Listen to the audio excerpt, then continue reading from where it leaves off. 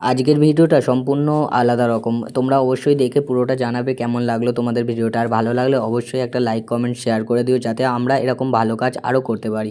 ভালো কাজ করতে গেলে খুব বেশি টাকার প্রয়োজন হয় না, শুধু প্রয়োজন হয় একটা সুন্দর মন আর সুন্দর মানসিকতার। যাই হোক, এখানে আমরা পৌঁছে গিয়েছিলাম আরপি প্যাটেল হোমে। এখানে সাধারণত যারা মেন্টালি, ফিজিক্যালি দিক থেকে একটু প্রবলেম তারাই থাকে।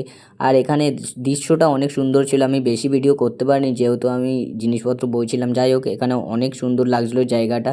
আর এদের সাথে দেখা করে তো অনেক খুশি লাগছিলো। আর এই আন্টিটা প্রথমে তো আমাদের এখানে কাছে এসে হাত পাচ্ছিল, আমরা বুঝতে পারিনি কী বোঝাতে চাইছে। তারপর বুঝলাম যে অটোগ্রাফ চাইছিল, আর অটোগ্রাফ পেয়ে উনি অনেক খুশি হয়েছিল। আর এই বোনটা হচ্ছে চলতে পারে না, আর ফটো যখন তুলছিলাম বোনটা পোজ দিচ্ছিল আর সেই লেভেলের খুশি ছিল। আর ওদের খুশি দেখে আসলেই সত্যি অনেক খুশি লাগছিল। আর ফটো তোলার পর এদের যখন ফটোগুলো দেখাচ্ছিলাম ওরা তো সেই লেভেলের খুশি।